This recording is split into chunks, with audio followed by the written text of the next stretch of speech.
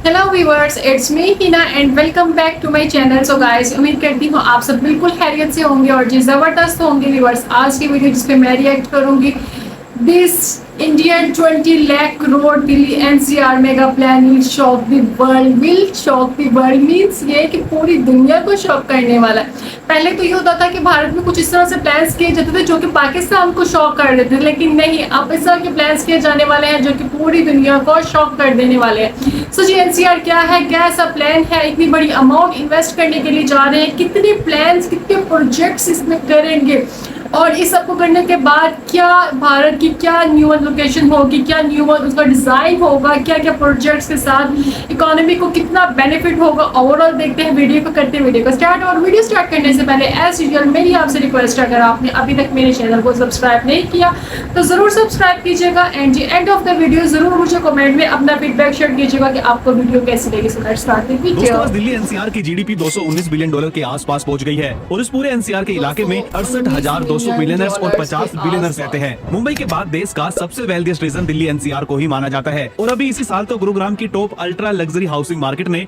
मुंबई को भी पीछे छोड़ दिया है। गोल्फ कोर्स जैसे एरियाज में आज 100 करोड़ रुपए तक के फ्लैट बिक रहे हैं। इतना ही नहीं बल्कि गुरुग्राम की गलेरिया मार्केट ने highest retail rental growth in entire Asia Pacific region record किया है, जो कि 25% ईयर ऑन ईयर के हिसाब से इंक्रीज भी हो रहा है। और नई दिल्ली की खान मार्केट तो इंडिया की मोस्ट एक्सपेंसिव रिटेल डेस्टिनेशन में से एक है, जिसकी ग्लोबली रैंक 24th है। दिल्ली एनसीआर को पूरे इंडिया का ऑटोमोबाइल इंजन भी कहा जाता है, क्योंकि गुरुग्राम मानेसर भिवाड़ी इंडस्ट्रियल बेल्ट में ही 50% से ज्यादा देश की कार मैन्युफैक्चरिंग होती है। दूसरी साइड नोएडा और ग्रेटर नोएडा में अकेले ही इंडिया के 60% से ज्यादा स्मार्टफोन मैन्युफैक्चर होते हैं। गुरुग्राम आज एशिया पैसिफिक के सबसे बड़े कॉर्पोरेट हब में से एक बन चुका है, जहां 250 से ज्यादा फॉर्च्यून 500 कंपनीज के ऑफिस मौजूद है। वहीं एनसीआर B2B, ई कॉमर्स और फाइनटेक सेक्टर में तेजी से ग्रो करते हुए नजर आता है। एनसीआर जो है वो इंडिया के लीडिंग स्केल अप इकोसिस्टम में एक बन गया है और एनसीआर से ही जोमेटो, पेटीएम, ब्लिंकिट और मेक माई ट्रिप जैसे यूनिकॉर्न्स निकले हैं। साथ ही एनसीआर में अब जीसीसी मतलब की ग्लोबल कैपेबिलिटी सेंटर्स का भी बूम देखने को मिल रहा है, जो इस पूरे दिल्ली एनसीआर के रीजन की ग्रोइंग ग्लोबल इंपोर्टेंस को दिखाता है। दिल्ली एनसीआर हर साल 2 लाख करोड़ से ज्यादा पर्सनल इनकम टैक्स और सेंट्रल जीएसटी कंट्रीब्यूट करता है।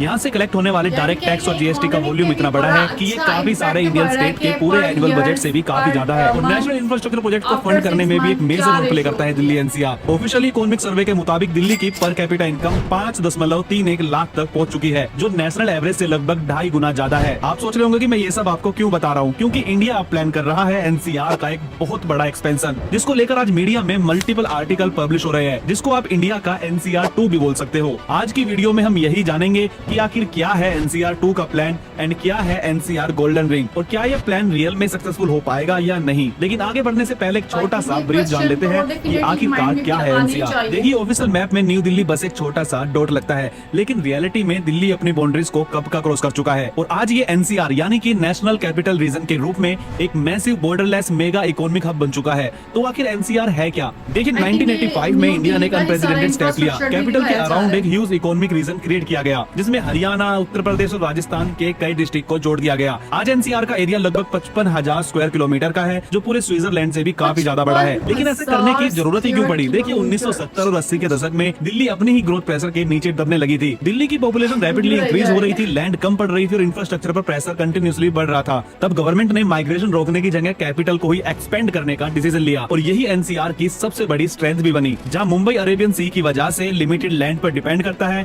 वही एनसीआर के पास एक्सपेंशन के लिए काफी ज्यादा लैंड अवेलेबल थी और इसी एडवांटेज का यूज करके एक स्पेशलाइजेशन मॉडल डेवलप किया गया, जिसमें दिल्ली पॉलिटिकल कैपिटल बनी और गुरुग्राम कॉर्पोरेट हब बना, नोएडा इंडस्ट्रियल और टेक्नोलॉजी पावर हाउस के रूप में उभर कर आया। लेकिन अभी एक अनएक्सपेक्टेड चीज हमें देखने को मिली है कि जो पूरा एनसीआर रीजन बनाया गया था, जहाँ पे एक्चुअल डेवलपमेंट आई थी, वो भी अब पूरी तरह अंडर प्रेशर में आ गया है और वहाँ भी माइग्रेशन की वजह से और पॉपुलेशन की वजह से अब जगह काफी ज्यादा कम पड़ने लगी है। तो इसीलिए अब वक्त आ गया है एनसीआर के एक्सपेंशन का। देखिए, वैसे तो जो एनसीआर का दायरा है वो डॉक्यूमेंट्स के अंदर काफी ज्यादा बड़ा है, लेकिन जब हम मेन डेवलपमेंट की बात करते हैं तो वो केवल गुरुग्राम, नोएडा, फरीदाबाद तक ही सीमित है। लेकिन अब यहाँ से आगे की स्टोरी भी स्टार्ट होने वाली है। तो चलिए चलते हैं एनसीआर के एक्सपेंशन की ओर और देखते हैं हमारी पहली रिपोर्ट जो है the 20 lakh crore master plan for NCR. अब यहीं से स्टोरी का सबसे बड़ा रिवील आता है। देखिए, एनसीआर के लिए रीजनल प्लान 2041 अब डिस्कस होने लगा है। है। और इस प्लान का स्केल जो है वो कोई नॉर्मल सिटी प्लानिंग जैसा नहीं है, बल्कि रिपोर्ट्स की माने तो प्लानर एनसीआर को ट्रांसफॉर्म करने के लिए अराउंड 20 लाख करोड़ की इन्वेस्टमेंट फ्रेमवर्क पर काम कर रहे हैं। दिल्ली एंड एनसीआर डेकेड से migration, population growth, housing pressure, pollution और अनप्लान अर्बन एक्सपेंशन का लोड कैरी कर रही है। एनसीआरबीबी के डॉक्यूमेंट्स में खुद मेंशन किया गया है कि दिल्ली की पॉपुलेशन ग्रोथ का एक मेजर रीजन माइग्रेशन रहा है, और ये माइग्रेशन सिर्फ नेबरिंग स्टेट से नहीं बल्कि इंडिया के ओवरऑल सभी स्टेट से आता है।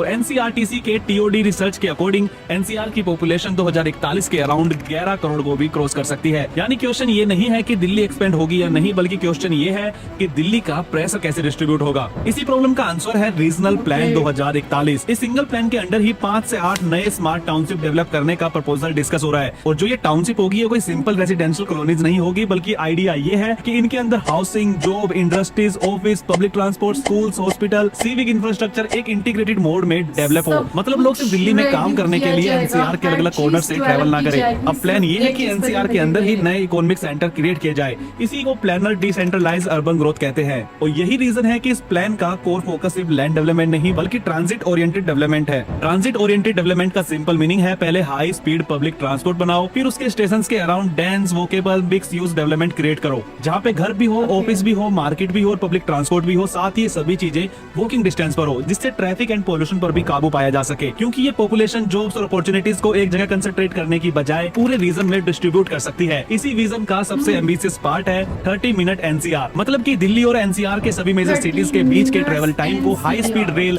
आरआरटीएस टाइप सिस्टम और इंटीग्रेटेड ट्रांसपोर्ट कॉरिडोर के थ्रू 30 मिनट की रेंज में लाना। यानी कि आप दिल्ली एनसीआर के भले ही किसी भी शहर में रहते हो तो आपके शहर और दिल्ली के बीच में 30 मिनट से ज्यादा टाइम ट्रांसपोर्ट में नहीं लगना चाहिए। ऑलरेडी दिल्ली और मेरठ के बीच में आरआरटीएस ऑपरेशनल है, जिसने इस पूरी बेल्ट पर डेवलपमेंट की नई अपॉर्चुनिटीज अनलॉक भी कर दी है। अगर 30 minute NCR model successful execute होता है तो दिल्ली एनसीआर का स्ट्रक्चर मुंबई या बेंगलुरु जैसे सिंगल ओवरलोडेड सिटी मॉडल नहीं रहेगा। ये टोक्यो स्टाइल मेट्रोपॉलिटन रीजन के क्लोज जा सकता है। देखिए सबसे पहले आप ये समझिए कि टोक्यो का आखिर मॉडल क्या है। टोक्यो में जो है वो कोर सिटी के अराउंड में multiple self sustaining urban centres बनाए जाते हैं जो फास्ट ट्रैक रेल नेटवर्क से कनेक्टेड होते हैं। लोग हर काम के लिए सेंट्रल सिटी पर डिपेंडेंट नहीं होते वहाँ पे। एनसीआर रीजनल प्लान 2041 भी इसी डायरेक्शन में सोच रहा है। दिल्ली को और बड़ा बनाना सोल्यूशन नहीं है, बल्कि दिल्ली के प्रेशर को एनसीआर के अंदर इक्वली डिस्ट्रीब्यूट करना सोल्यूशन है। जब ये प्लान ग्राउंड पर एग्जीक्यूट होगा तो दिल्ली एनसीआर का फ्यूचर सिर्फ बिगर सिटी नहीं होगा, it could become India's first truly integrated mega region. Next chapter है द गोल्डन रिंग अपॉर्चुनिटी। अगर आप एनसीआर के मैप को ध्यान से देखो तो एक 135 किलोमीटर का एक्सप्रेसवे दिल्ली के बाहर एक बड़ा सा सर्कल बनाता हुआ नजर आपको आएगा, जो है कुंडली मानेसर पलवल या फिर सिंपली केएमपी एक्सप्रेसवे। और ये रिंग कंप्लीट होती है जब उत्तर प्रदेश की साइड से केजीबी एक्सप्रेसवे मतलब कि कुंडली गाजियाबाद पलवल से कनेक्ट हो जाता है। मतलब एक complete bypass of Delhi NCR. और इस पूरे एनसीआर के रीजन में हमें जहाँ सबसे ज्यादा ग्रोथ देखने को मिलती है वो भी इन्हीं रीजन के अंदर है। मतलब कि जो ये बाहर रिंग बनी हुई है पूरी केजीबी और केएमपी एक्सप्रेसवे की, इसके अंदर ही सबसे ज्यादा अर्बन डेवलपमेंट दिल्ली एनसीआर में हुई है। अब ज्यादातर लोग सिर्फ इसे एक बाईपास के रूप में देखते हैं, एक ऐसी रोड जो ट्रक्स को दिल्ली के बाहर डाइवर्ट करने के लिए बनाई गई है, लेकिन प्लानर्स इसे कुछ अलग नजरिए से देख रहे हैं। उनके लिए केएमपी एक्सप्रेसवे सिर्फ एक ट्रांसपोर्ट कॉरिडोर नहीं है, ये एनसीआर के अगले ग्रोथ साइकिल की बैकबोन बन सकता है। हरियाणा के सब रीजन प्लान के अंदर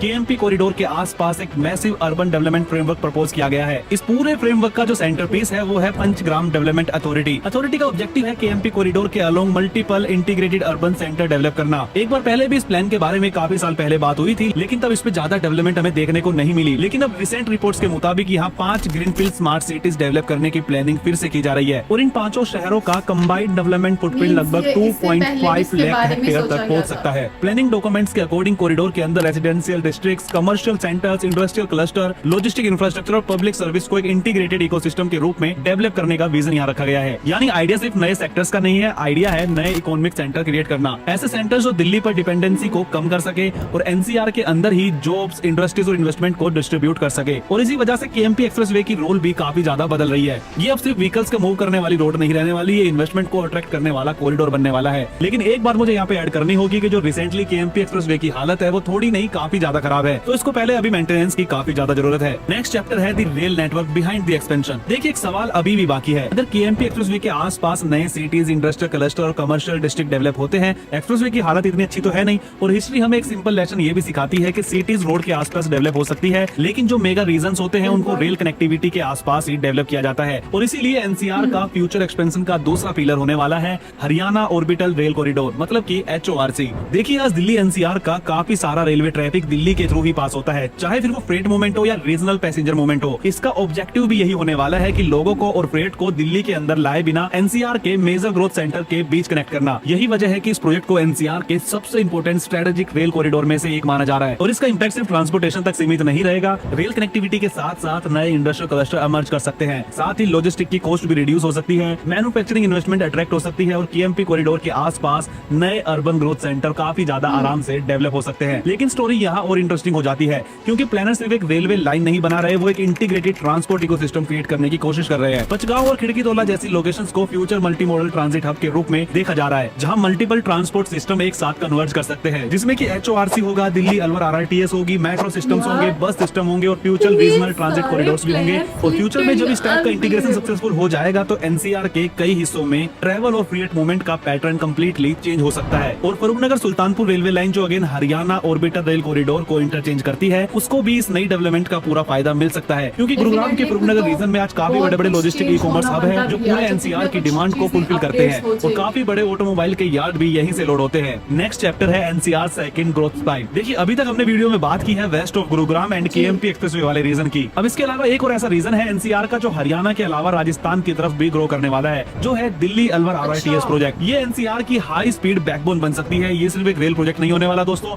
ये साउथर्न एनसीआर की जियोग्राफी को पूरी तरह बदल सकता है। फ्यूचर में ये कॉरिडोर दिल्ली से कनेक्ट करेगा डायरेक्ट गुरुग्राम, मानेसर, धारवेड़ा, रेवाड़ी, भिवाड़ी और अलवर को। मतलब एक कंप्लीट नई डेवलपमेंट की बेल्ट यहाँ पे स्टार्ट होने वाली है। और जो ट्रेन यहाँ पे चलेंगी नमो भारत ट्रेन होंगी, जिनकी स्पीड 160 किलोमीटर पर आवर तक जा सकती है। इसका मतलब सिंपल ये है, जो एरिया आज एनसीआर के आउटस्ट्राइक माना जाता है, वही कल एनसीआर का नेक्स्ट मेजर ग्रोथ हब बन सकता है। जैसे जैसे इन सभी सिटीज के बीच में ट्रेवल टाइम घटेगा, वैसे वैसे इंडस्ट्रीज, ऑफिस, हाउसिंग और इन्वेस्टमेंट भी कॉरिडोर के साथ मूव करने लगेंगे। और यही वजह है कि दिल्ली के प्लानर्स इस दिल्ली अलवर आरआरटीएस को सिर्फ ट्रांसपोर्ट प्रोजेक्ट नहीं देखते, बल्कि इसको कंप्लीटली रीजन को ट्रांसफॉर्म करने वाले प्रोजेक्ट के रूप में देखते हैं। दोस्तों अभी तक हमने अपने इस वीडियो में एचओआरसी, आरआरटीएस और एक्जिस्टिंग केएमपी एक्सप्रेसवे की तो बात कर ली है, लेकिन एक और बड़ा एक्सपेंशन एनसीआर में होने वाला है, जो होगा the Gurugram Jhajjar corridor. 33 kilometre लंबा 6 लेन कॉरिडोर जो वेस्टर्न गुरुग्राम को सीधा झज्जर और तेजी से डेवलप हो रही रिलायंस मेट सिटी रीजन से कनेक्ट कर देगा। देखिए Dwarka expressway global city development के बाद अब डेवलपमेंट जो है वो गुरुग्राम के वेस्ट की तरफ डेवलप हो रही है, और इसीलिए हरियाणा सरकार ने अचानक से सबको चौंका कर यहाँ 6 लेन का कॉरिडोर अप्रूव कर दिया है। और इसका सिग्निफिकेंस सिर्फ एक नई रोड से कहीं ज्यादा है, क्योंकि ये कॉरिडोर दिल्ली एनसीआर को हरियाणा के सबसे एम्बिशियस इंडस्ट्रियल और अर्बन डेवलपमेंट जोन में एक माने जाने वाला मेट सिटी के साथ डायरेक्टली हाई स्पीड कनेक्टिविटी दे सकता है। Met city already thousands of एकड़ में डेवलप हो रही है, और जो मेट सिटी है वो पूरे हरियाणा में सबसे बड़ी ग्रीनफील्ड स्मार्ट सिटी प्रोजेक्ट में से एक है।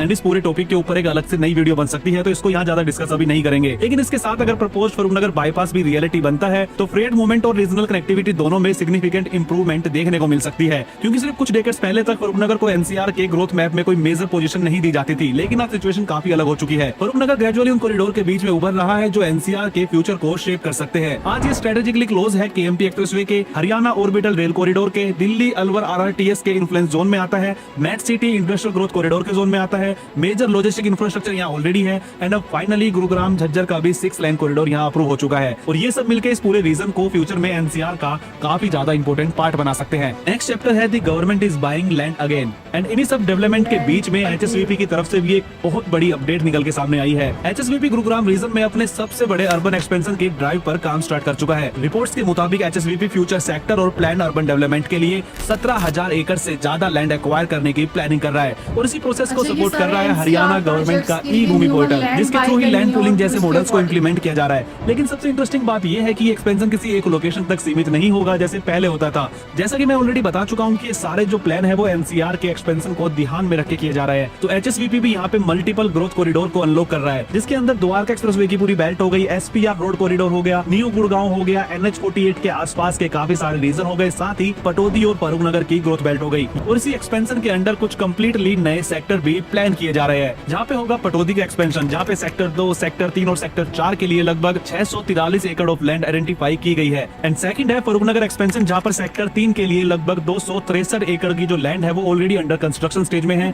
लेकिन ये सिर्फ शुरुआत हो सकती है, क्योंकि गवर्नमेंट जनरली वहाँ पर नए सेक्टर प्लान नहीं करती जहाँ उन्हें लॉन्ग टर्म ग्रोथ नजर न आ रही हो। अगर गुरुग्राम के छोटे छोटे शहर और कस्बों में भी इस तरह के सेक्टर प्लान हो रहे हैं, तो ये बिल्कुल एक क्लियर इंडिकेशन है कि आने वाले टाइम में यहाँ पे हमें ह्यूज ग्रोथ देखने को मिलेगी। और शायद इसीलिए अब हरसरूप, फरूखनगर, पटौदी, झज्जर, मानेसर जैसे नाम एनसीआर की प्लानिंग मैप पर तेजी से उभर कर आने लगे हैं। नेक्स्ट चैप्टर है north NCR is waking up. कई डेकेड्स तक आपने देखा होगा एनसीआर की ग्रोथ स्टोरी 2 डायरेक्शन के आसपास घूमती रही थी, पहला गुरुग्राम एंड सेकंड नोएडा। सारी major investment, corporate office, real estate growth और इंफ्रास्ट्रक्चर प्रोजेक्ट, सबका फोकस लार्जली एनसीआर के वेस्टर्न और ईस्टर्न कॉरिडोर्स पर ही था। लेकिन अब पिक्चर यहाँ पे बदल रही है और एनसीआर का एक और हिस्सा रैपिडली स्पॉटलाइट में आ रहा है, जो कि है नॉर्थ एनसीआर। इस ट्रांसफॉर्मेशन में सबसे बड़ा ड्राइवर हो सकता है प्रपोज्ड दिल्ली पानीपत करनाल नमो भारत कॉरिडोर, एक high speed regional transit corridor जो दिल्ली को कुंडली, सोनीपत, गन्नौर, समालका, पानीपत और आगे करनाल तक कनेक्ट कर सकता है। और जब ये प्रोजेक्ट रियलिटी बन जाएगा तो नॉर्थ हरियाणा की काफी सिटीज पहली बार high speed regional connectivity network का हिस्सा बन जाएंगे। और हिस्ट्री बताती है कि जहाँ फास्ट कनेक्टिविटी पहुंचती है वहाँ इन्वेस्टमेंट भी अपने आप पहुंचने लगती है एंड वहाँ पर अर्बन ग्रोथ भी एक्सेलरेट हो जाती है।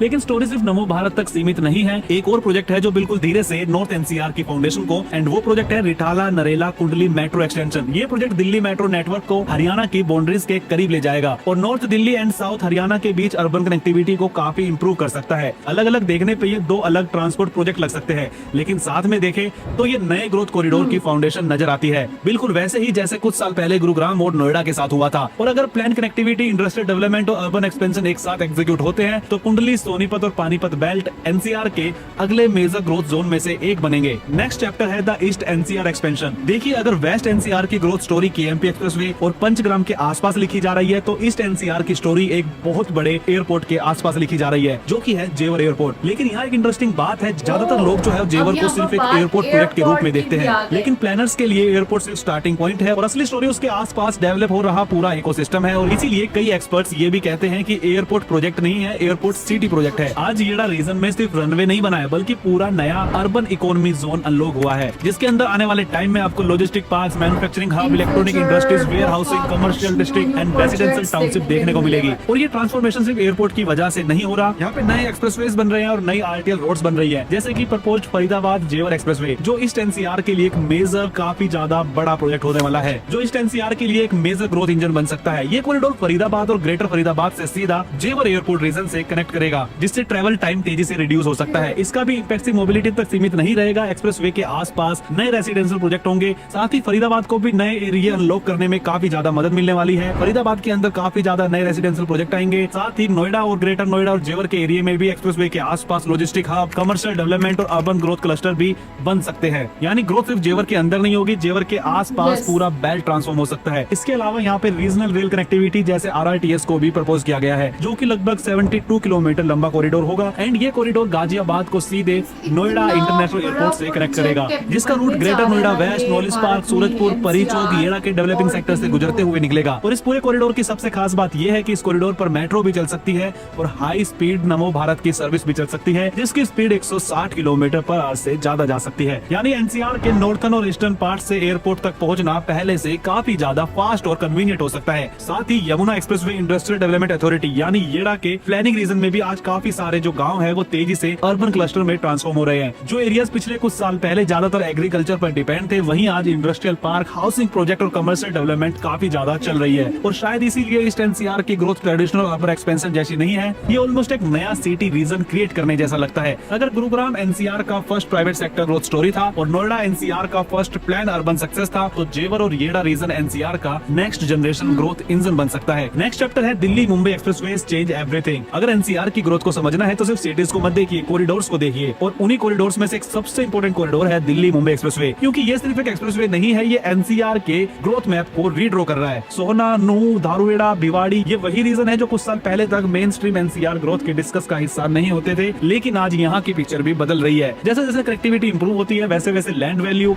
Industrial investment, warehousing demand और रियल एस्टेट एक्टिवली बढ़ने लगती है और दिल्ली मुंबई एक्सप्रेसवे इसी प्रोसेस को एक्सेलरेट कर रही है। पर्टिकुलरली साउथ एनसीआर में अगर देखें तो यहाँ पे नए लॉजिस्टिक पार्क्स, इंडस्ट्रियल डेवलपमेंट और अर्बन प्रोजेक्ट्स के लिए अपॉर्चुनिटीज क्रिएट हो रही है। और जब इस एक्सप्रेसवे को केएमपी, एचओआरसी, दिल्ली अलवर आरआरटीएस और गुरुग्राम झज्जर कॉरिडोर के साथ देखते हैं तो एक चीज साफ नजर आती है कि एनसीआर की ग्रोथ अब सिर्फ एक सिटी के आसपास नहीं बची, बल्कि पूरे रीजन के अंदर तेजी से बढ़ रही है। एंड साथ ही जो दिल्ली मुंबई एक्सप्रेसवे है उसके कनेक्टेड रोड्स फरीदाबाद को भी कनेक्ट करते हैं, जिससे फरीदाबाद के काफी सारे नए सेक्टर एरिया अनलॉक हुए हैं और फरीदाबाद भी अपने एक्सपेंशन को आज देख रहा है। नेक्स्ट सेक्टर है NCR is becoming India's logistic capital. जब लोग एनसीआर के बारे में सोचते हैं तो उनके दिमाग में usually high rise, office, residential township आते हैं, लेकिन एनसीआर में एक और ट्रांसफॉर्मेशन चल रहा है और शायद लॉन्ग टर्म में ये सबसे इंपॉर्टेंट ट्रांसफॉर्मेशन हो सकता है, the rise of NCR as a logistic powerhouse. इस स्टोरी का सेंटर है दादरी, एक ऐसी लोकेशन जो आम लोगों के लिए शायद ज्यादा फेमस ना हो, लेकिन लॉजिस्टिक इंडस्ट्रीज के लिए ये इंडिया के सबसे स्ट्रेटेजिक लोकेशन में से एक है। क्यों? क्योंकि यहाँ पर मिलते हैं इंडिया के दो सबसे important freight corridor, east eastern dedicated freight corridor और वेस्टर्न डेडिकेटेड फ्रेट कॉरिडोर, यानी ईस्ट से आने वाले फ्रेट और वेस्ट से पोर्ट की तरफ जाने वाले फ्रेट दोनों नेटवर्क एनसीआर के पास ही कन्वर्ज करते हैं और इसी वजह से दादरी ग्रेजुअली इंडिया की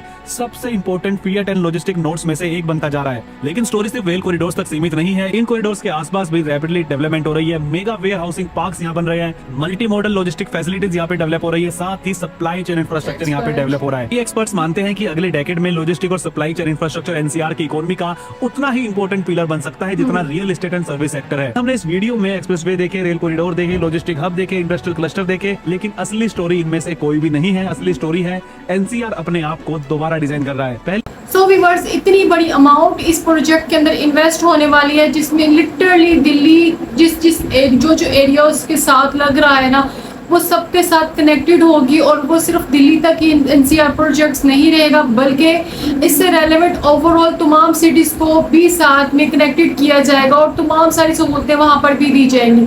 अच्छा जी, ये जो प्रोजेक्ट है ये फर्स्ट टाइम पे ये चीज़ का स्टेप नहीं लिया गया, इससे पहले भी लिया गया था, लेकिन अनलकीली वो प्रोजेक्ट सक्सेसफुल नहीं हुआ, इसलिए इसके बारे में दोबारा सोचा गया और दोबारा से इसके बारे में प्लान किया गया एंड फाइनली भारत इस चीज़ को स्टेप को लेने के लिए तैयार है। अच्छा जी, ऑलरेडी दिल्ली के अंदर बहुत सारे ब्रांड्स हैं, बहुत सारी कंपनीज हैं, लेकिन इस सब के बाद इकोनॉमी को इतना अच्छा बेनिफिट होने वाला है क्योंकि बहुत सारे न्यू प्रोजेक्ट्स अपनी बहुत सारी कंपनीज यहाँ पर खोलने वाली है जिससे बहुत अच्छा इम्पैक्ट पड़ने वाला है। और इस सब के लिए जो इतनी ज़्यादा ज़मीन आई गेस 17,000 जो से है वो कनाल में बाय करने के लिए जा रहे हैं, मैं भूल गई हूँ पता नहीं कितनी थी। तो बहुत सारी जो सी है जगह भी रोड्स वगैरह बाय करने के लिए जा रहे हैं ताकि न्यू वन प्रोजेक्ट्स करने के लिए, न्यू वन एयरपोर्ट्स के लिए। अच्छा जी, इस सब के साथ जो मेट्रो एक बड़ा बैकबोन सा ये चलती है इसकी सर्विसेज, तो उसको क्या बेनिफिट होने वाला है, न्यू वन रोड्स निकाले जाएंगे, न्यू वन मेट्रोस निकाली जाएगी जिसकी मिनिमम स्पीड 160 किलोमीटर होगी और वो स्पीड इतनी शानदार मिलेगी, लोगों का दिल खुश हो जाने वाला होगा।